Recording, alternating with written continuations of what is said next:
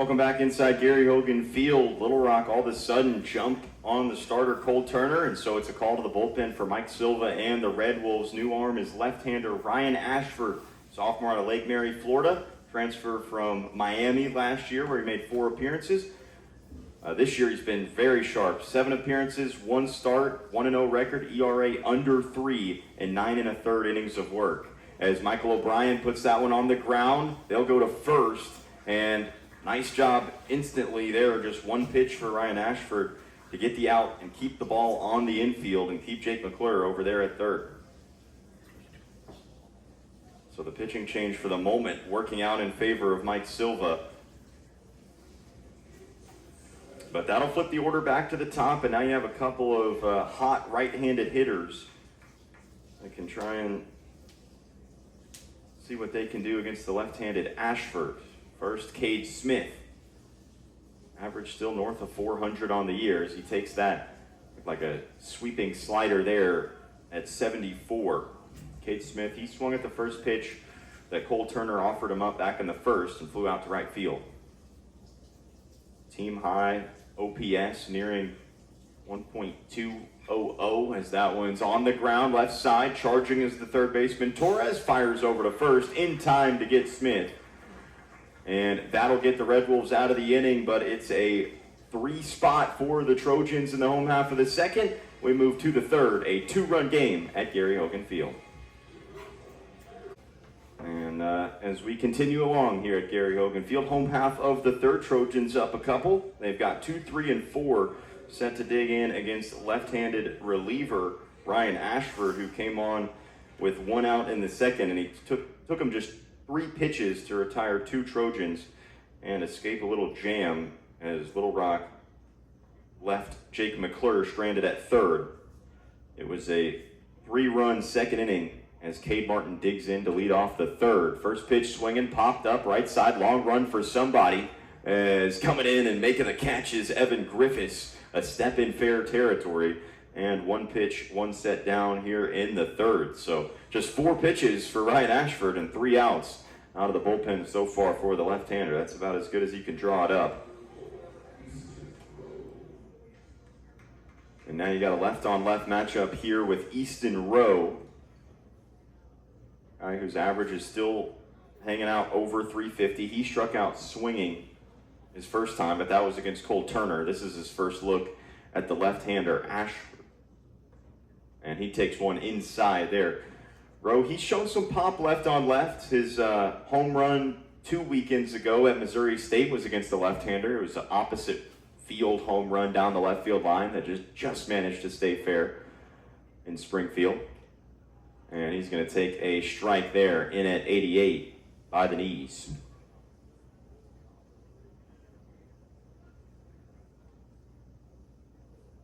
Easton Rowe has earned his spot in this lineup. Not somebody that was in the lineup on opening day, but he's just continued to hit the ball, and he knows he missed a breaking pitch in the strike zone right there as he falls behind 1-2.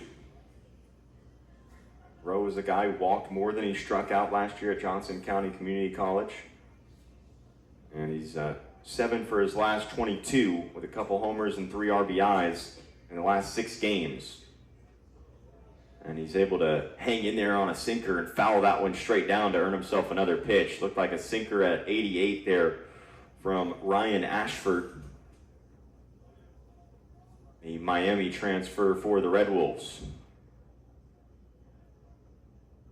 Easton Rowe trying to see a few pitches after Ashford was cruising along out of the bullpen, entering the appearance. 1-2, he's able to lay off the sinker there. That's a pretty good idea from the left-hander.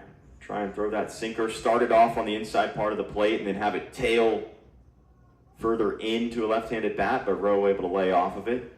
See if Ashford tries to set him up for the breaker here. 2-2. Yep, that's exactly what he did. Slider there as Rowe pops it up left side. Third baseman Torres into foul territory, and he makes the play for the second out of the home half of the third.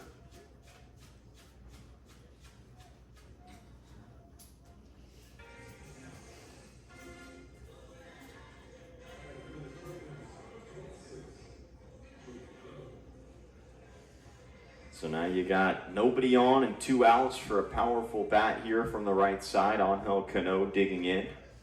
Little Rock's home run leader with 4 on the year to go along with 9 RBIs. And he takes the slider below the knees there as he watched it all the way. Cano was high school class of 2022.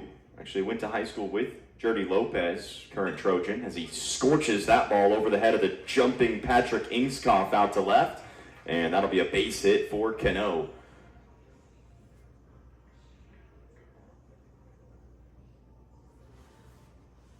That ball he hit right on the button.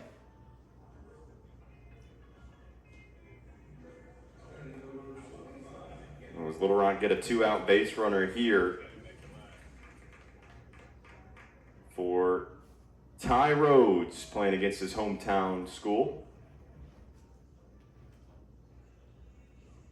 Rhodes singled through the 3-4 hole his first time up, and he swings at this one, catches it off the hands. Trying to say catch here as Rhodes is set down, and the 3rd inning is finished. So Ryan Ashford out of the pen looking strong. He escapes a mini jam with 2 away, and we've got a 2-run game after 3 here in Little Rock.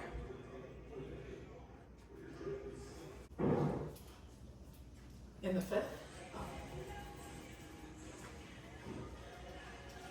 Welcome back inside Gary Hogan Field. 1-run game. Arkansas State get one back on an infield error from Little Rock, and all of a sudden no separation or very little between these two sides. Head to the home half of the 4th. You got 6, 7, and 8 for Little Rock set to dig in. Nico Baumbach, Jake McClure, and Jordy Lopez. Part of the order that kind of caused Cole Turner, Arkansas State starter, some problems, but they'll get their first looks at Ryan Ashford, the left-hander for the Red Wolves, working out of the bullpen. The Miami transfer, first-year Red Wolf, who's been enjoying a nice start to his 2026. Really good right-handed bat in the box now, though, that likes left-handed pitching, and he takes a first-pitch slider there at the knees for strike 1. As that one danced across from the outer part of the plate all the way to catch the zone at the knees on the inside part. Like a sinker there, 2-seam fastball from Ashford, gets the foul ball, and a quick 0-2 count here to Nico Baumbach.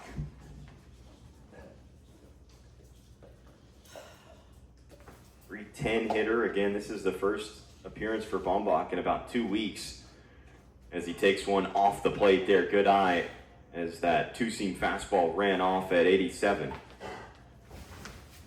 Baumbach just now making his way back from that bone bruise on his wrist when he was hit by a pitch at Missouri State about a week and a half ago. As that one misses low, looked like the changeup there from Ashford. A couple nice takes from Baumbach. 444 on base, OPS near 1,000 in his return season with the Trojans. His 3rd overall. 2-2. Brought that slider back into the zone. Baumbach just gets under it, though. It's towering out there to straightaway center, and after dancing around a little bit, Ashton Quiller can get under it for the first out.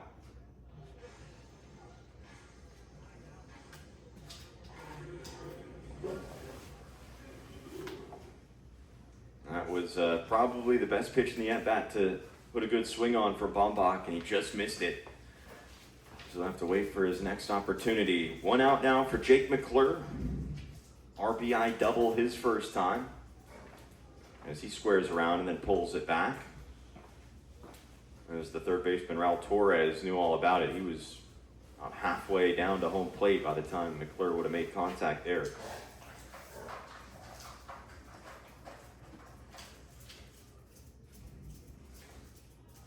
And that one in there at 86, 2-seam fastball to even up the count. McClure out of Gardner, Kansas, getting his 3rd start of the season in place of Cooper Chaplin, who's been struggling at the plate. Little drag bunt, push bunt. Does it beat the pitcher? Throw over to first. Safe is Jake McClure. First and out is going to be the call. So a good stretch over there at first base by Derek Martinez. A really nice play by Ryan Ashford, the pitcher, to hop off the mound and get to that ball and then shovel it over to first. Just needed a little bit more push from that Jake McClure bunt to get on base. Not a bad idea at all, but it'll be the second out of the inning.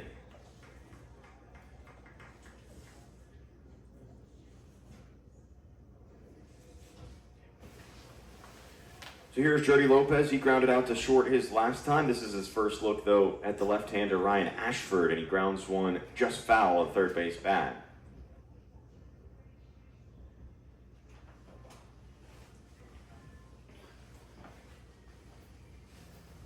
Ashford has thrown just 21 pitches out of the bullpen to retire 6 Trojans. He has been the definition of efficiency for head coach Mike Silva out of the pen so far, and that is so key in the college baseball season, especially at these midweeks where we see, lots of runs scored usually.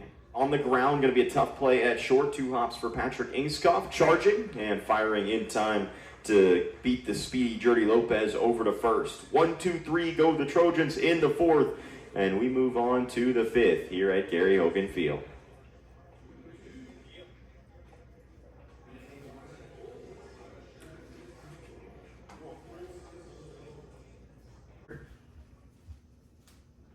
Left-hander Ryan Ashford still working here for Arkansas State. That one tails off the plate as we have a pinch hitter for Little Rock. Ryan Geck, a mainstay in the lineup last season, steps in the 9-hole for Michael O'Brien, whose day is done.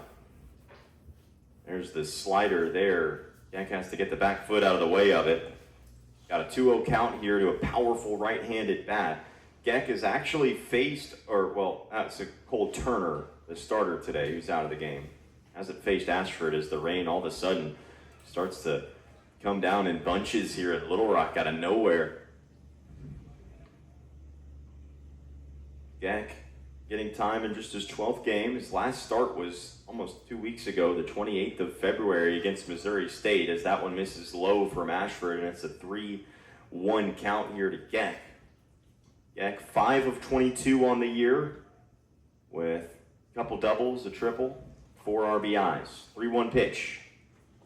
That was a good little sinking fastball there from Ashford that tailed away from the right-handed Geck. He swings through it to fill up the count. Geck trying to set up the top of the order here in this 9-hole in this pinch hitting spot. 3-2, stayed on that one a little better, but just taps it over to third. Off balance throw is in time from Raul Torres, and Geck is set down to start the home half of the 5th.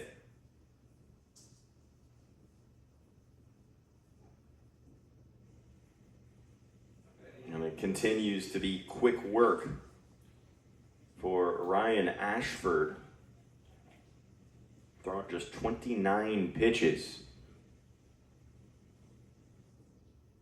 in this one, and he's been on since there was 1 out. He came on with 1 out in the 2nd inning. So he's been able to eat up a bunch of game time here and hasn't thrown a lot of pitches, but that'll still be all. Mike Silva, head coach, going to take the ball, and we'll see a right-hander for the Red Wolves when we return.